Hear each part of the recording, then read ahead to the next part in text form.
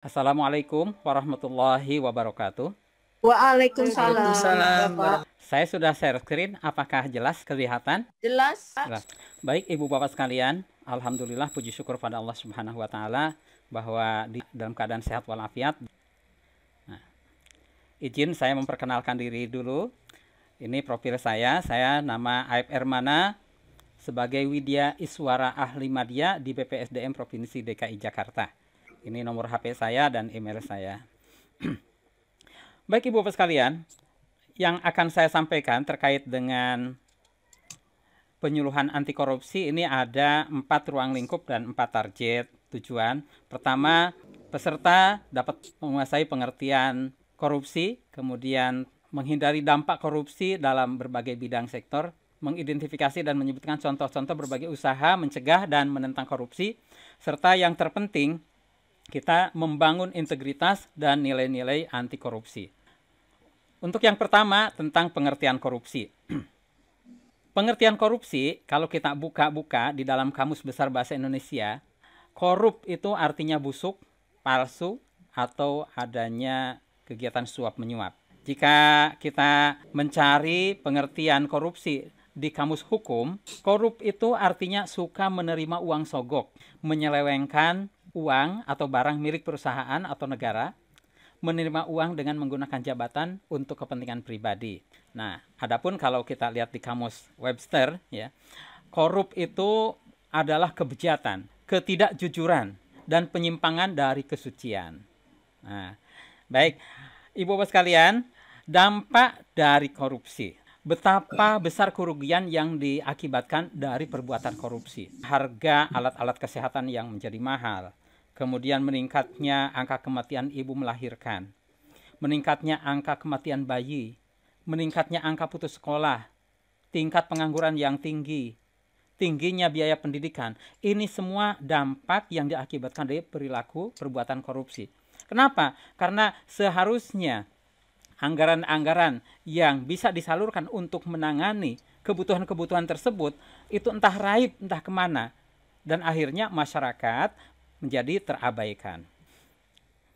Nah, contoh-contoh berbagai usaha mencegah dan menentang korupsi.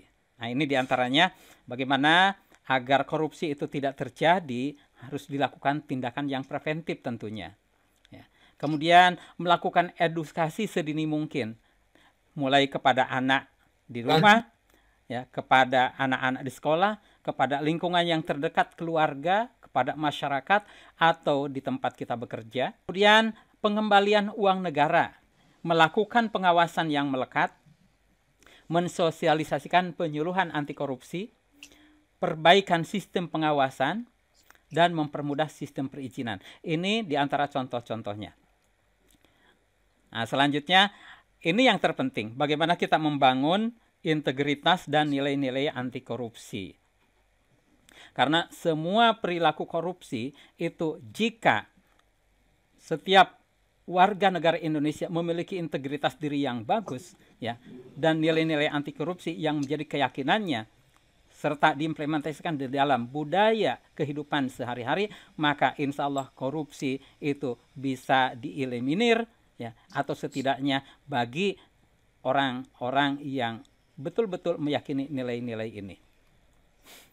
Integritas adalah bertindak secara konsisten antara apa yang dikatakan dengan tingkah lakunya sesuai dengan nilai-nilai yang dianut, yang diyakininya, baik nilai-nilai itu berasal dari kode etik di mana tempat dia bekerja, atau nilai-nilai religius dari agama yang diyakininya, nilai-nilai sosial yang berlaku di masyarakat, atau nilai moral pribadi.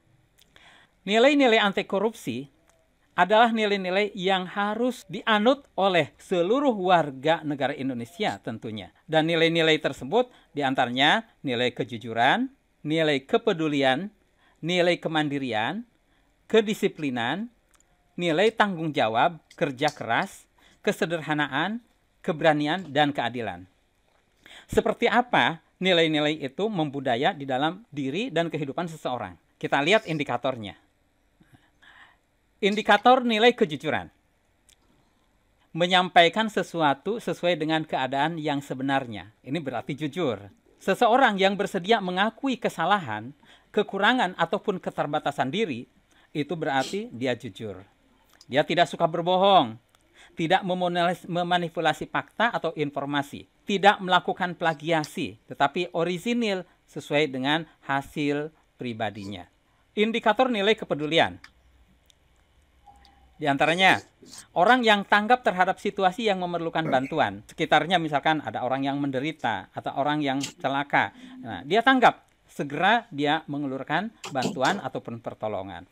Kemudian berempati dan mau membantu terhadap sesama.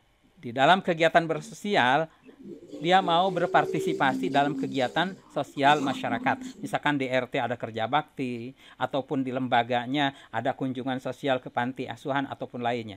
Menghindari perbuatan yang bisa merugikan diri sendiri dan orang lain.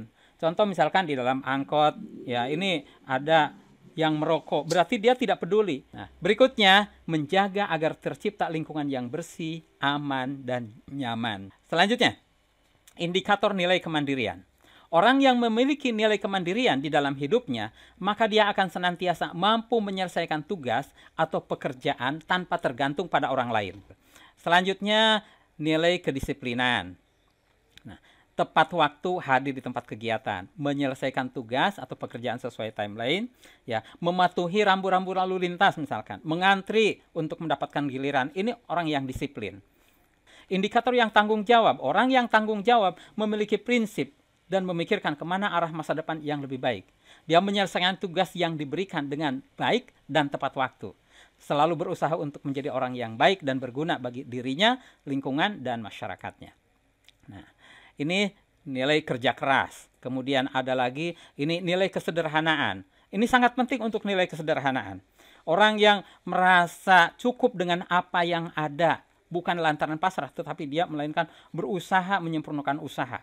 Ya, tidak sombong dan menonjolkan diri dalam pergaulan sekalipun ia mempunyai kelebihan sebenarnya atau kemampuan. Dia tidak gila hormat dan terutama dia harus selalu bersyukur dengan apa yang ia miliki. Tetapi tetap selalu mengusahakan yang terbaik yang bisa ia lakukan. Berani mengumumkan pendapat secara bertanggung jawab. Berani mengatakan tidak pada ajakan untuk melakukan perbuatan tercela. Berani melaporkan perbuatan curang atau kejahatan yang diketahuinya kepada pihak yang berwenang. Berani melaporkan diri sendiri atau orang lain jika mengalami intimidasi atau kekerasan dari pihak lain kepada pihak yang berwenang. Ini nilai keberanian. Dan yang terakhir, nilai keadilan adalah menempatkan sesuatu pada tempatnya. Bertindak dan bersikap berdasar ketentuan apa yang seharusnya, bukan berdasarkan selera atau di bawah tekanan. Memberikan pelayanan yang sama kepada semua pelanggan tanpa pandang bulu. Dan bersikap bijaksana dan tidak berpihak ketika ada teman yang berselisih, dan berusaha menjadi penengah yang memberikan solusi. Ini nilai-nilai anti korupsi. Baik, Ibu sekalian, sebagai penutup saya kembali mengingatkan nilai-nilai anti korupsi yang itu harus betul-betul kita camkan, kita kuasai, dan kita implementasikan dalam kehidupan sehari-hari sehingga membudaya. Yang pertama, kejujuran, kepedulian, kemandirian, kedisiplinan, tanggung jawab, kerja keras, kesederhanaan, keberanian, dan keadilan. Demikian yang bisa saya sampaikan. Terima kasih. Salam integritas. Say no to corruption. Wassalamualaikum warahmatullahi wabarakatuh.